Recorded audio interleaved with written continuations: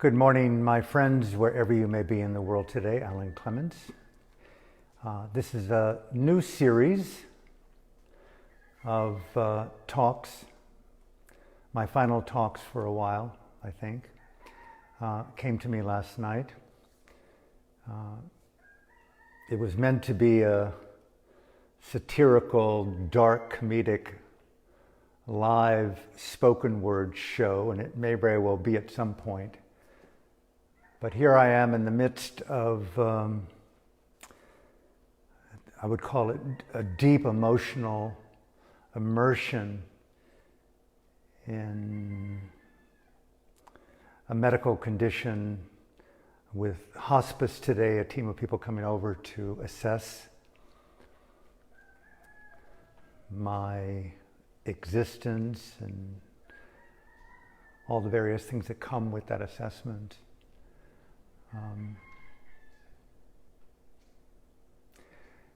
Deadman walking, freedom never dies.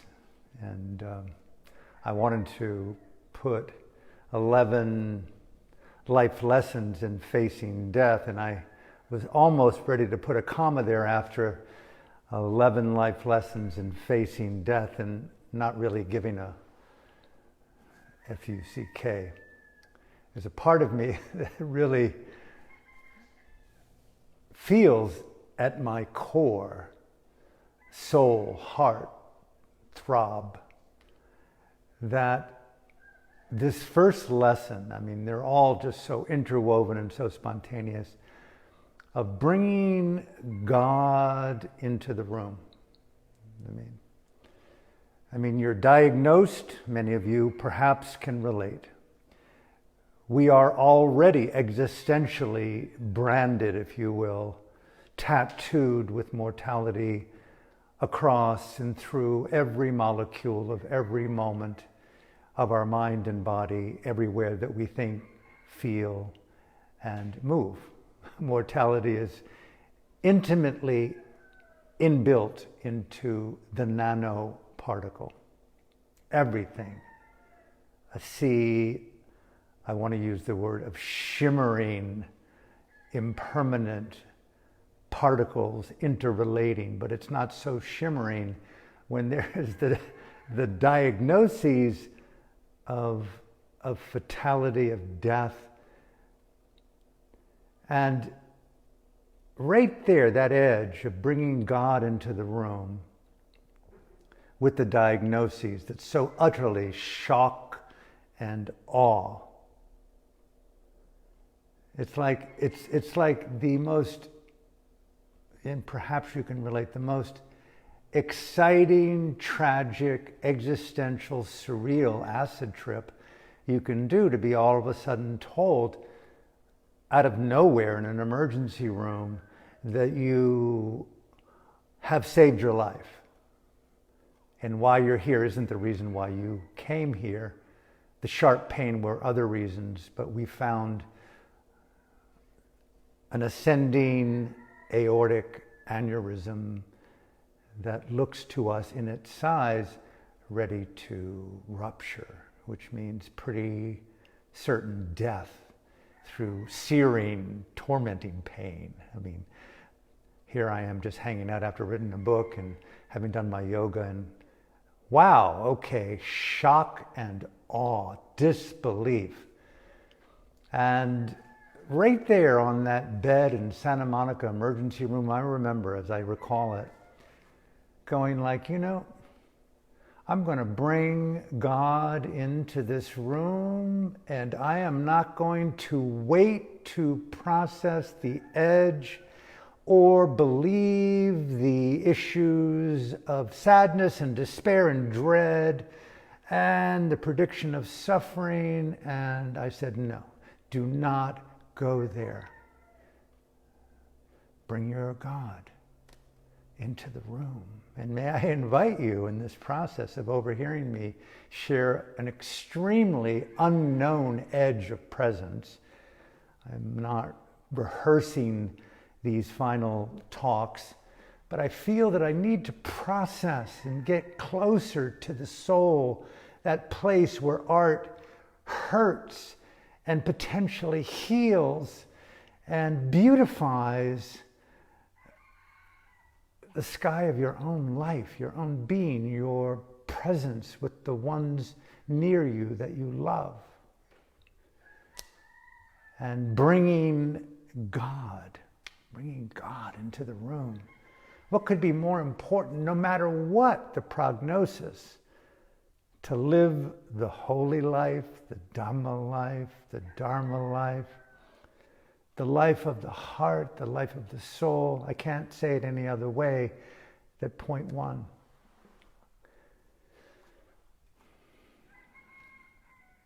Bringing God into the room.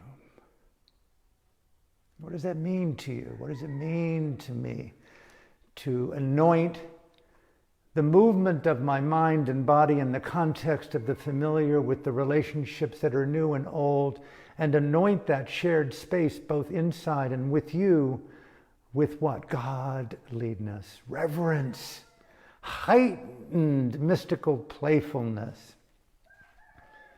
the joyfulness of an unpostponed intimacy.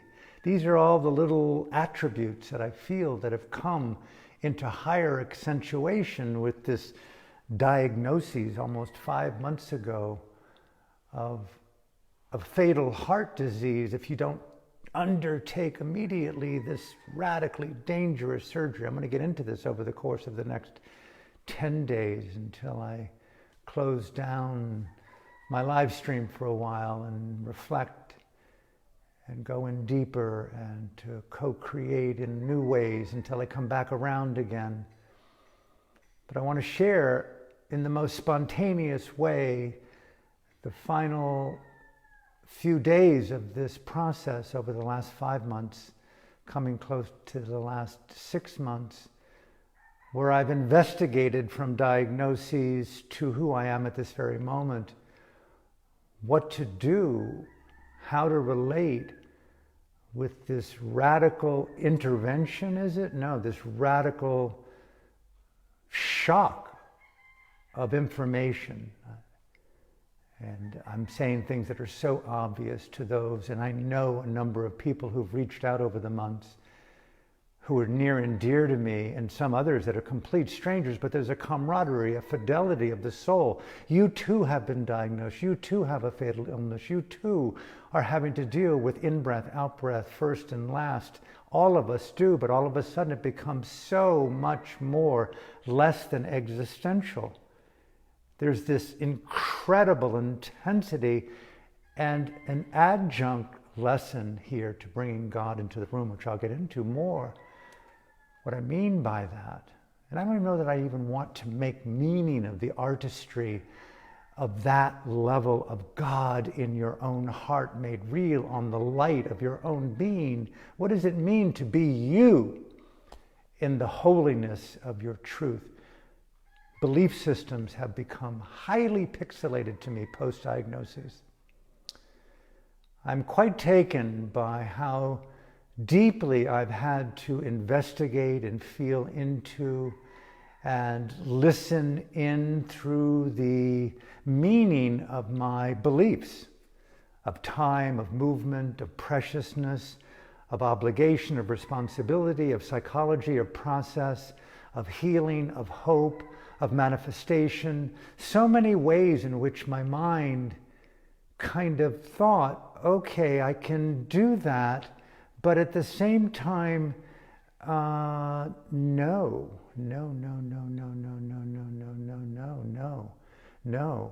The most overrated concept on the planet is to be present. It is so overrated to be in the now, because now that I've been diagnosed with no more nows after the next now, if you're lucky to get one, life is about continuity. I don't have a fear particularly of death. What I love is the idea of conditions and memory and plans and adventure. And it doesn't seem to get any better knowing that I won't have a tomorrow. Do you feel that? I've always known that, even from a young child. So I would say that bringing God into the room, there's a part of me that said, well, what did you expect? And there's the doctor in the emergency room telling me about my condition, and then on Zoom, a cardiac surgeon from UCLA Medical, and talking to me about, you've got a ticking bomb with a short fuse, Mr. Clements, in your chest. I couldn't even pronounce the word. How do you say that? What is that? An aorta? Sounds like Mexican food to me. It's like that's the largest vessel in the body. It feeds your lungs, it feeds your brain. And Mr. Clements, we caught it by miracle. They call it the SK disease, silent killer. People don't know, and next thing you know, mid-sentence, that's you. We've interrupted the mid-sentence with the possibility of surgery curing you. And so you go down the rabbit hole of looking into surgery and you go, oh my God, unbelievable. I'll get into that another day, not today. And so this dying thing, which I've always played with, I look back at some of my talks going back as far as 40 years ago, where keeping death over your left shoulder, your right shoulder, over your forehead, into your third eye, in breath, out breath, neither wish to live nor wish to die. And it's like, I have to say, dying is overrated. It's like, it sucks. There ain't no other way to look at it. And to pretend to think that it's a catalyst for living, to live in a more intensified, incredible passion to be present in this moment now because you won't have another one. It doesn't work for me. And I'll tell you why it doesn't work for me, because I'm dying just like you, and it's not that interesting to reflect upon death as something to be afraid of. Different issue. Why? You go like, fuck, man. The addiction to fear. Whoa. The addiction to the pornography of playing on the politics of medical tyranny. Believe me, I've been dealing with surgeons, cardiac doctors, and nurses, and nurse practitioners, and they continue, bless their heart, they're amazing. But man, their emotional intelligence, set aside spiritual intelligence, the language of the soul, they could study Rumi to find more elegant, poetic ways to talk, Mr. Clements. You've got an ascending aortic aneurysm that if you do not get surgery, you will die because you were a former monk and that you play in breath, out breath. Don't worry about surgery because most of the time it can go south. And people, 6 out of 8 out of 100 don't make it through. Another 10 wish they didn't. And then you hear of the stories and you read and you do your prognosis and you do your comparisons and you realize 12 to 14 hours under unthinkable high-tech pressure with a man and a team, 3 hours on life support, 12-inch incision through your sternum into your heart, cognitive fog possibly for months, if not years, a second aneurysm, possibly a third aneurysm. And how do you spell that thing called stroke, stroke of midnight, stroke? It could happen to you. What's the percentage? It's like, what? I don't live in Las Vegas. I'm not a gambler.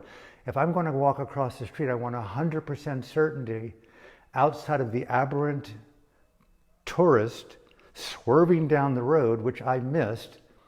I want to make sure that I get into the store to buy my food, go home, have fun, smoke a little pot, watch Netflix, and go to bed. But when you're telling me the risks of surgery are 6 or 7 die on the table, another 5 to 8 have strokes, kidney failure, blood clots, it goes on and on. It's like the fear is my point. Dying is easy. It's the fear that people throw at you, especially, no offense, I got some beautiful, beautiful doctors. I mean, blessed. I think. But if I were to really cut to the chase and I had no more things to say, don't buy fear. It's something to do with something that's just not right. I know you can get into some Darwinian, Orwellian kind of inbuilt biological existential. It's in the DNA story, you know. But if I were to be very frank about it, fuck fear. Learn the politics of how the mind, you, me, I'm not speaking at you, how you collude with fear to propagate fear-based repetitive conditions, to repeat the kind of anxiety, stress, and trauma so that you can meditate and do yoga and do ayahuasca to overcome your own predilection to propagate the pornography of fear. Just fucking learn how to drop it. All it takes is a diagnosis of death, and you go right up close to the mirror of guess what's going to happen any second, any second. I've had to live with the politics of any second, because an aneurysm is sort of like what I've been told. I've seen pictures of it, and I've actually seen films of my own. It's just like this incredible 4 or 5 inch toothpaste size tubing, but it's God. I'm talking about bringing God into the room. It's God. It's like the God molecule mixed with the highest dose of DMT, and there it is, pumping, and you see it, and it's elongated, it's stretched, it's balloon-like, and you go, how fragile is it? It's like you could sneeze too hard, I've learned, and it will, you go, oh my God, into the room. Take the fear out of the breathing. Take the fear out of the sneezing. Take the fear out of the cough. Had a cardiac nurse the other day, a former hospice nurse tell me that you cough too intensely, you're going to go down. Okay, put some more Botox in my face. I just want to look good in the coffin. It's like, what did you just say? You could cough too intensely, and that little fragile, elastic, God-like, God-is band of organic, pulsing molecules and cells that are elongated, stretched, and see that down there where the aortic valve connects with the heart? It's bleeding. Talk about rad to see your aortic valve bleeding on a 52-inch screen in a darkened room with a perfect stranger who's diagnosing you with an echocardiogram and looking, oh wow, see that red spot there? It looks like the Mississippi River and all that sediment going out into the Gulf of Mexico called your heart. All that blood there shouldn't be going there. That's why you're having gurgling in your lungs, where it gets worse when you lie down. And you go, oh my God, the symptoms. And it's so inbuilt to feel fear. And you go like, God, this is so normal. Be human, be human, be human. Be non-human about it. Yes, glide and dance and be mindful. But I'm telling you, listen to Nick Cave. Keep pushing the sky away. Keep pushing fear out of the equation. Don't normalize fear, because it's so breathtaking to be in that little sanctified Rumi-esque field outside of the fear thicket. And you go, all of a sudden fear is gone. You go like, wow, bring on the music, dance to your own rhythm, be in the spontaneity of your own sacred, wild, heartfelt, luminous art. And so part of this bringing God into the room, and the dying is overrated, and the question of fear and the addiction to fear. I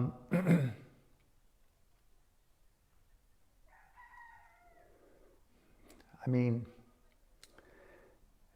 can you give yourself chills? I guess that's what I'm wanting to say. Can you create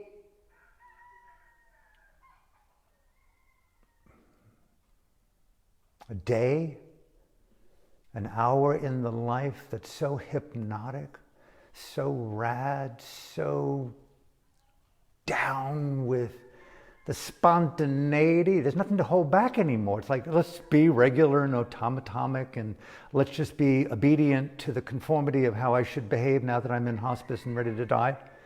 Fuck that, man. This is the time to rage out. This is one of the rarest things. I've been gifted. Like, I can still move and dance. I do yoga. I walk on the beach. I've never felt better, except for these weird little symptoms that are kind of arising.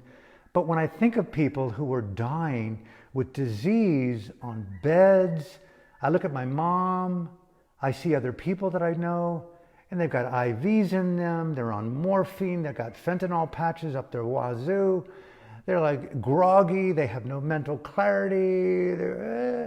No offense to that, but guess what? It looks like I've got the type of death that all I got to deal with is the entire circus coming down in one quick blow.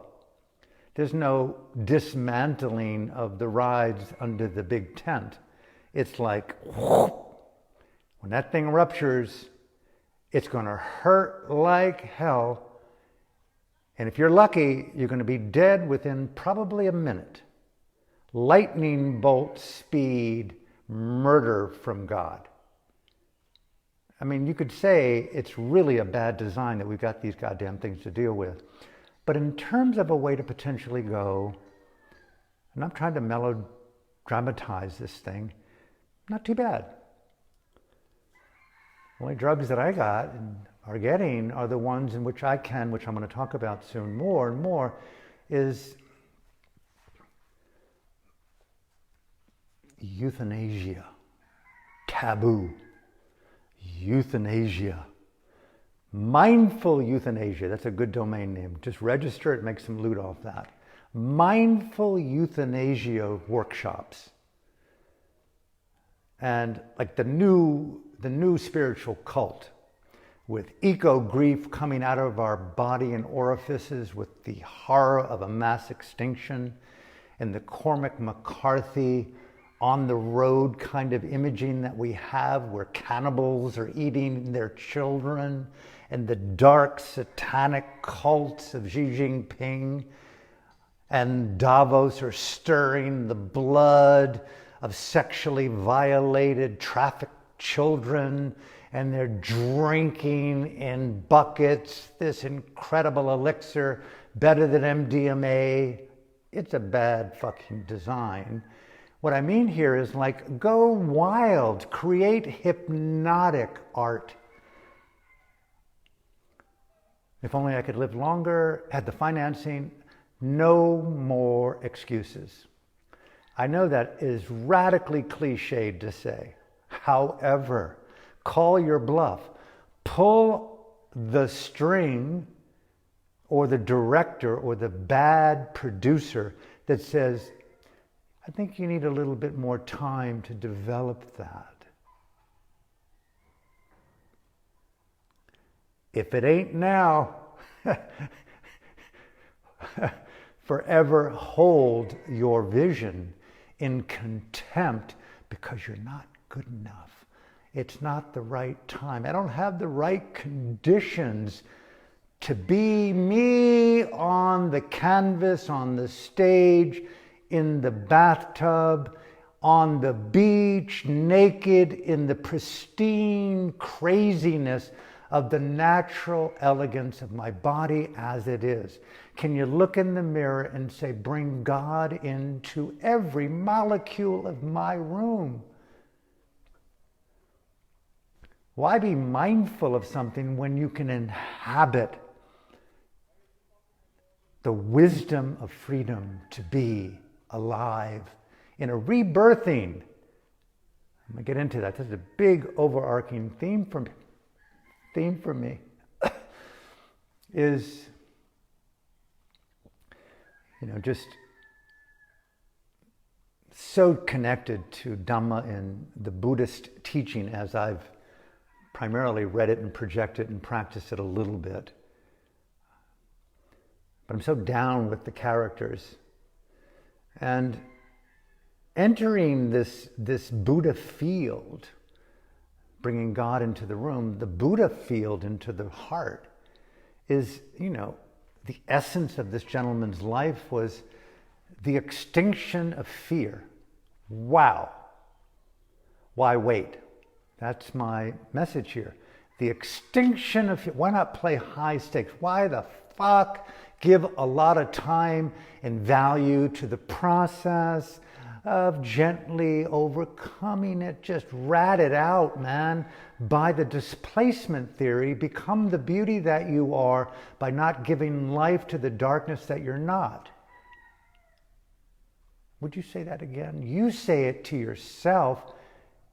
Extinction of fear in the momentary wakefulness of my heart. The diagnosis is one thing, the medical profession is another, but all of a sudden you're dying and everyone's going, how are you feeling? No offense to those who ask me 1,000 times, how are you doing? But don't ask. Why don't you just send some loot? Why don't you establish a crypto wallet or 2 or 5 or 10 and send a few Ethereum, maybe a couple of Bitcoin? Don't ask how you're doing, just deliver on the promise of what really good recording equipment looks like. A sustainable home, a team of people and artists who want to come together and create wild bandwidths of freedom. Deliver, don't ask how you're doing. So there's a part of this first kind of lesson in facing death and not giving a shit or a fuck, whatever you want to say, is, no offense to anyone in my life, I love you, but it really brings out the awkwardness in people. We don't know how to, God, should I be giving you flowers? Where do I send donations? God, who's your executor of your will? What are you going to do about your body of work? Who's going to take over your website? Do you want to have lunch sometime after Delta's way back into the ocean of forgetfulness? Or it's odd. All the various machinations of oddity on acid meet you. And you're not sure in the early stages of diagnosis how to relate, so you kind of learn to be radically kind, respectful, and knowing what no longer to participate in, at least for a while. And so you just kind of chill. You just chill and you occupy the sanctity of one or two, if you're blessed, to have someone, those few, you know who you are in my life, where you can just lose it in the dimension of creative hurt and tears and openness and the radiance of a liberating courage to keep bringing God. You don't just bring God into the room once. You got to constantly feel into the reverential beauty of your being to push back the deepest conditionings of something gone wrong, something gone wrong, something's gone wrong. Disease, old age, death, something's gone wrong. And yes, you can reverse that. And I think that's probably what I'm doing is to encouraging myself to, I'll close here. I don't want to put out all 11 lessons in the first one.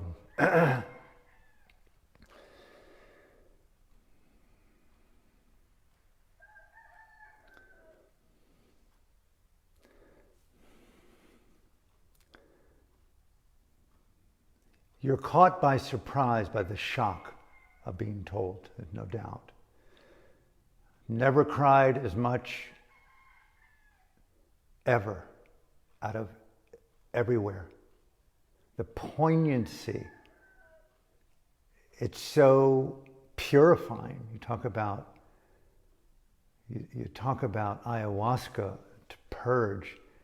Just drink the holy root of mortality and the imminence of death, the prognosis of discontinuity of form and memory and intimacies as we know. It's the complete end of relationship as we know, unless you drop into something deeper as a fabric that binds you. So what did you expect? That's right. Now you get to play in the field of it being an emerging truth rather than a speculation or a prognosis that's pretty close to certain, because you can't lose by putting some money on the deathbed, because it happens across the board. But once you have been signaled out in the,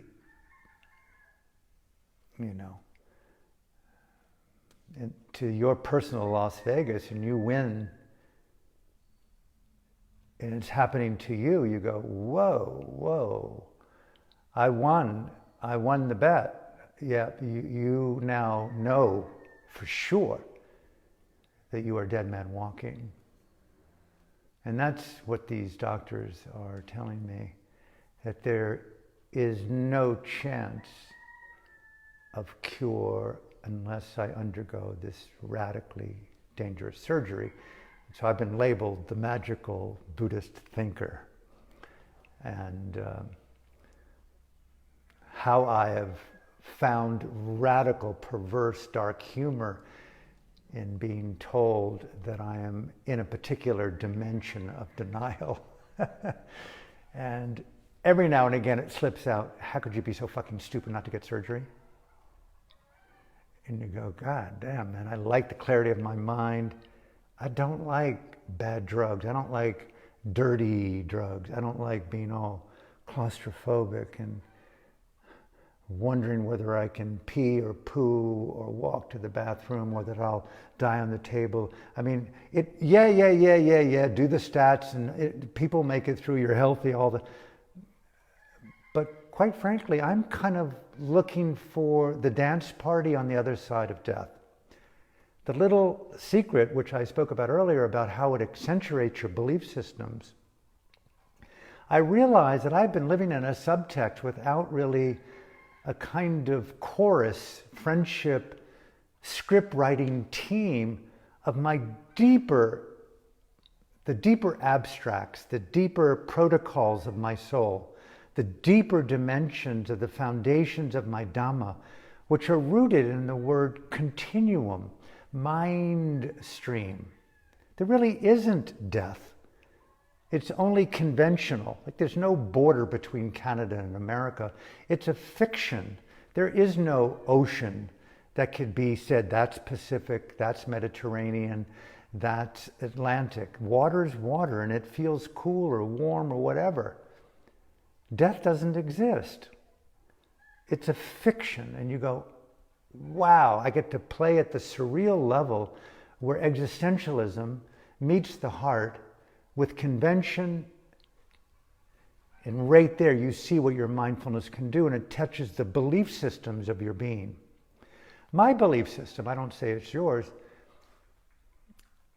from a young age, because I grew up in Virginia Beach, Virginia, after my parents moved from the Northeast, and we lived very close to the world-renowned psychic Edgar Cayce, the Edgar Cayce Foundation, the research of enlightenment. And he was a psychic intuitive, and I did my 9th and 10th grade term papers on telepathy and clairvoyance and yoga, of all things.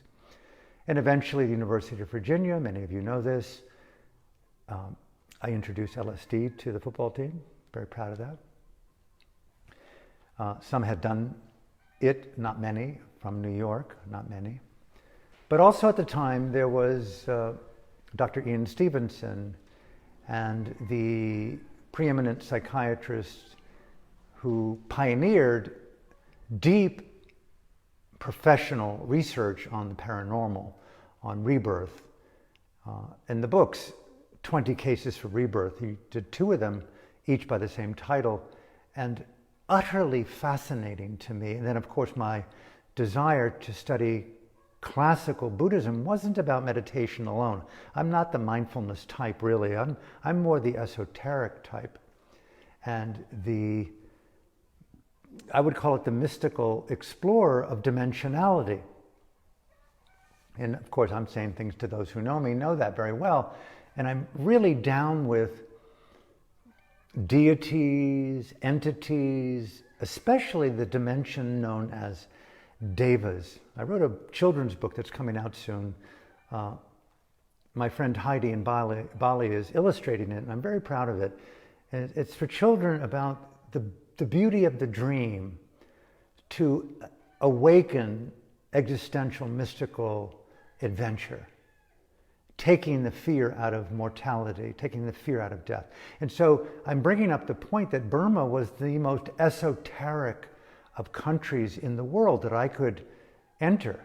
And so I ordained, I meditated, but meditation was sort of the entry requirement to be among the savants, who, when you got closer in, opened up their training, their experience, the private information of their lives and their relationships about dimensionality.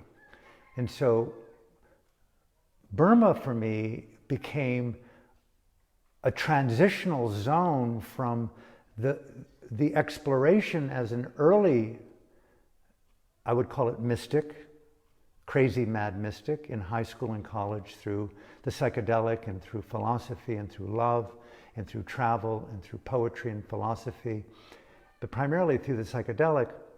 And it moved me into Burma, which was an organic next dimension of that exploration. Through meditation, through the filter of refining the awareness of consciousness. And that opened up dialogues both inside of myself that were kept secret by my own inability to be that microscopically aware in the zone of now, in a very deep level of now, in the continuum stream of a microscopic, nuanced awareness that moved in and out of that continuum. And you begin to see and feel heightened dimensions. I know this is things that you know, heightened dimensions of perception. And all of a sudden, that which you read about in terms of other dimensions and deities and devas, through your own initiative in the meditative practice, you are now in an occupied state where you are in that dimension that you only read about prior to your meditation training. And you go, holy shit. And so that's what I'm saying about, wow, I'm in that bring God into the room phase, point one, lessons learned in facing death. All I want to do, and it's all I've been doing, is more and more getting over this medical transition into the sanctity of my post-monkdom dynamic exploration of consciousness, primarily from how can I evolve rebirthing and re-engaging what I call my samsaric sangha of devas and other deities. This is where it's not fearlessness in facing death, it's the joy of the adventure of reoccupying dimensions that exceed the human plane as we see it through our eye, hear it through our ear, and sense it through consciousness itself. And so that is so interesting to me that I am now this is what I say about dying is sort of overrated, because it throws you down deep into the template of your belief systems. And then from your belief systems, mine being rebirthing as a Dharma process, the conscious creation of formations, primarily cognitive, that result based upon their commingling energies, their frequencies, the musicality of their shared intimacies. You're now in the dimension of a deva realm. Very much like if you did MEO or DMT or psilocybin or LSD or some other form of psychedelic that illuminated consciousness to a more refined level. But there are people, as you know, you're a yogi.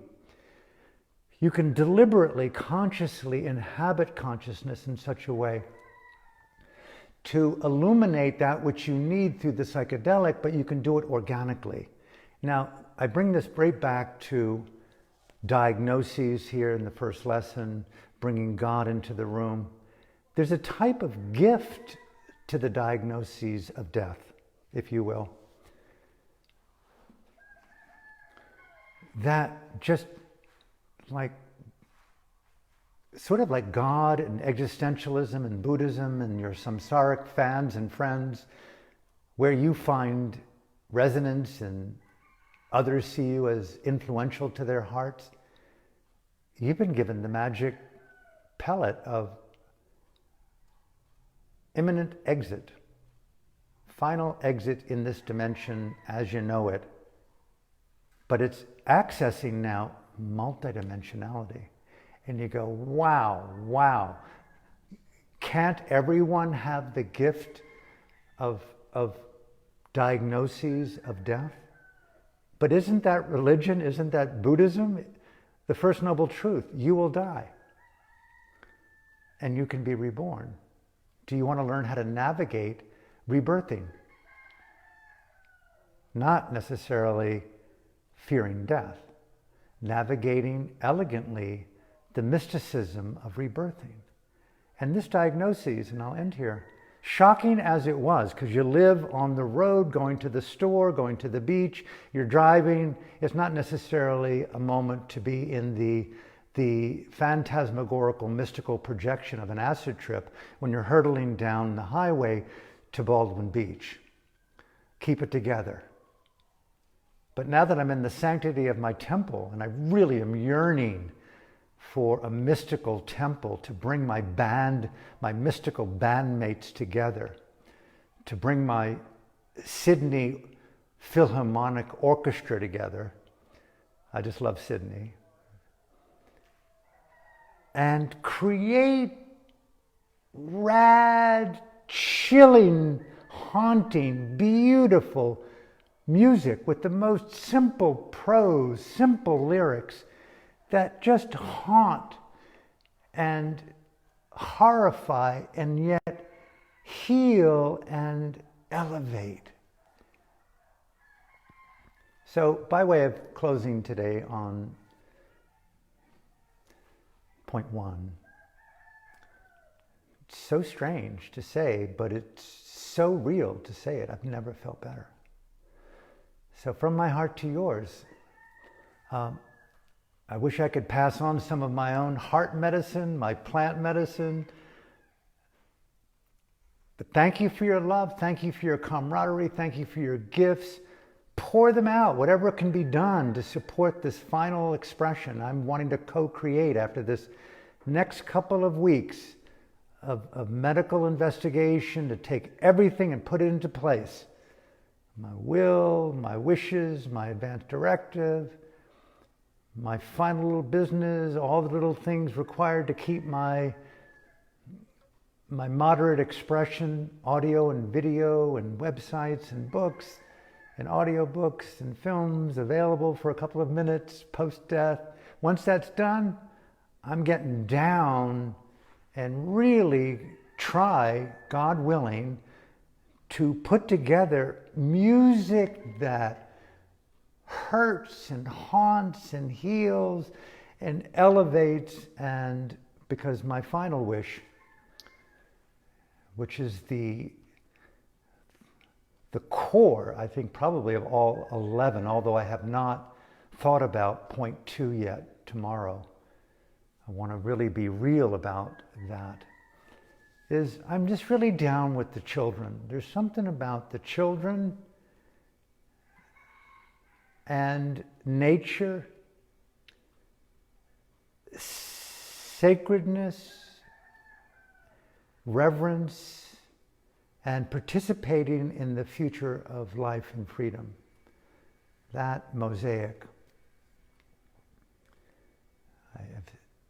Everything I'm saying will be forgotten, even perhaps among, no offense to those who even hear. It's just the nature of the human psyche to move on.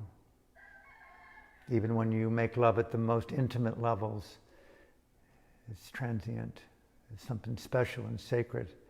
I want to infuse, like love making, into this paradigm called life, here on this precious moment of earth-based cognition. I want to leave in the sediment of consciousness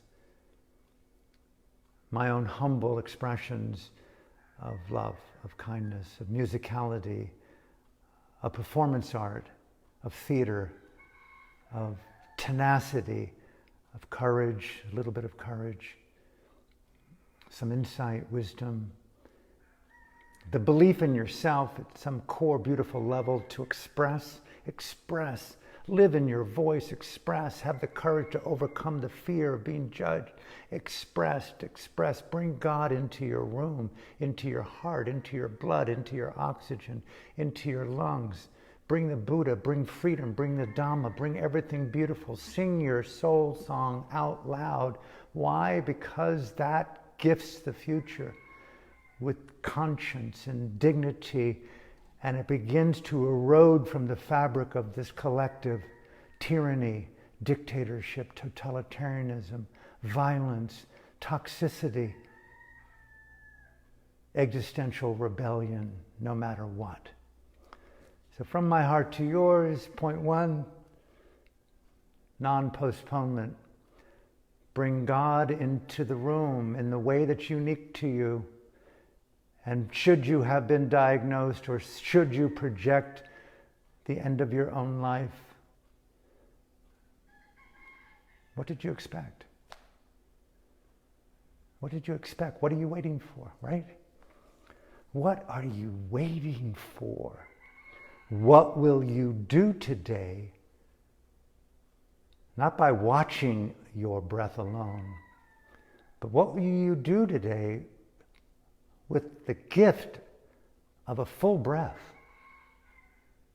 And that's bringing God to me into my day. And I'm going to engage the best I can and erode regret and take tomorrow out of the equation, although I like tomorrows, and really deliver on the promise of what I am saying, not to you, but I'm trying to encourage that place in me that still holds on at times to fear and vulnerability and the perception of despair of those whom I love, not being able to hold them and talk to them and to count on them and their sadness. Yes, that too, and that too. God means everything, and that too. So from my heart to yours, thank you for tuning in, God willing. See you tomorrow for Deadman Walking, Freedom Never Dies, 11 life lessons in facing death for lesson 2. Have a beautiful day. Thank you.